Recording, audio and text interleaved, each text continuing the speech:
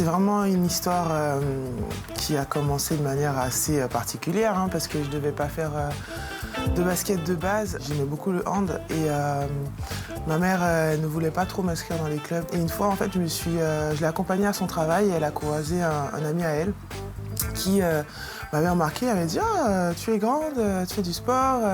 Et moi, j'avais dit oui, mais vite fait, enfin, à l'école, ils me disent « Tu fais quoi comme sport ?» Du hand. « Ah, mais je suis coach de hand. » Et au final, ma mère, je sais pas, elle commence à œuvrer un peu pour ça et elle me dit « Voilà, tu auras entraînement tel mercredi, à telle heure sur le plateau sportif au Lamentin, au Sporting Club Lamantinois. » C'est mon premier club.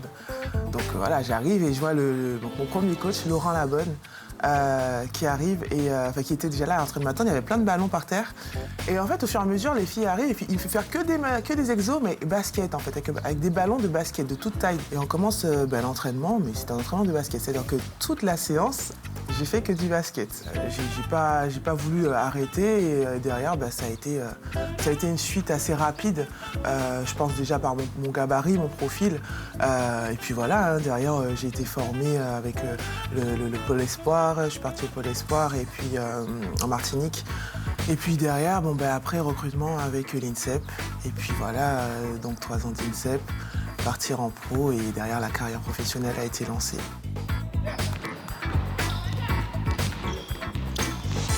Je signe à Arras, j'ai fait un choix de club il était juste promu en fait l'année d'avant. Je signe 2 ans et puis ça se passe tellement bien que je re-signe encore 2 ans.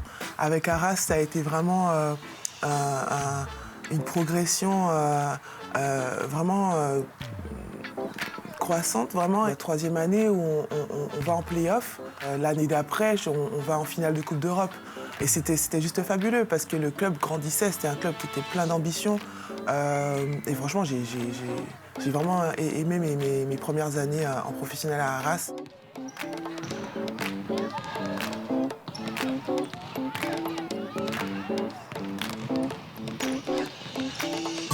Après, derrière, je m'en vais à Bourges. Je m'en vais à Bourges dans une autre écurie, vraiment beaucoup plus huppée, beaucoup plus reconnue. Et voilà aussi pour me challenger aussi de mon côté. Bon, mon statut avait forcément changé par rapport à ce que j'étais à Arras.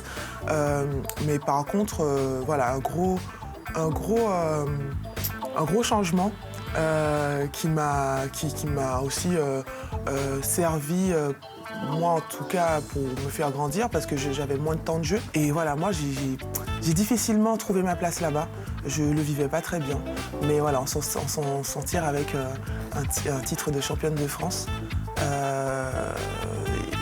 Et voilà, je pense que c'était aussi mon premier titre.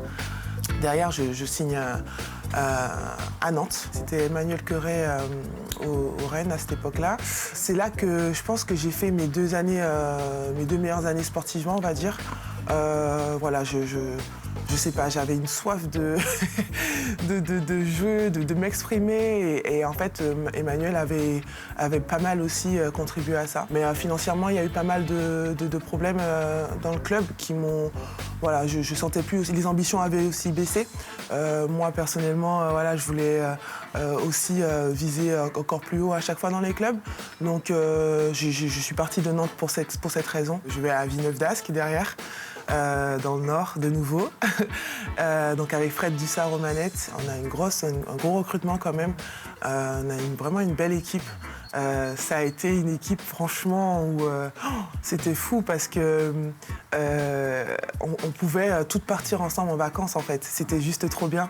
Je signe 2 ans au début à Villeneuve. Ça se passe plutôt très bien. On gagne la première année donc la Coupe d'Europe. On va en finale aussi en championnat de France, on perd sur le fil. C'était très frustrant cette défaite, c'était à Bourges. Les 4 années, c'était de haut niveau, en fait, de haute intensité. Très intense à Villeneuve. Ma dernière année était assez compliquée là-bas, sportivement, mentalement. Il y a eu une grosse remise en question sur moi-même, hein, sur le basket aussi. Est-ce que voilà, c'est ce que j'ai envie de faire? Voilà, c'est plus une sorte de dégoût. J'ai pas mal été dégoûtée après ma dernière année à Villeneuve. Je pense que la première fois que je me suis posée comme ça, à regarder un petit peu ouais, où tout ça va me mener. Est-ce que c'est vraiment le chemin que je veux vraiment suivre? Et puis finalement, voilà, il y a une proposition avec Montpellier qui arrive. Pareil, gros recrutement. Vraiment, pareil, humainement énorme. Franchement, mais frustrée. Frustrée un peu de cette saison à Montpellier parce que je me blesse.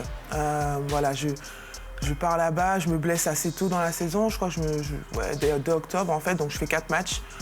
Et puis finalement, je dois me faire opérer du genou. Une année assez compliquée, donc ça faisait 2 ans en tout, où je galérais un peu, on va dire, avec le basket. Mais voilà, avec la foi et tout, j'ai vraiment pu, en gros, me relever de tout ça. Et puis derrière, il y a des remises en question quand même qui perdurent. Mais moi, voilà, je voulais pas lâcher comme ça. J'étais pas prête à arrêter sur une blessure.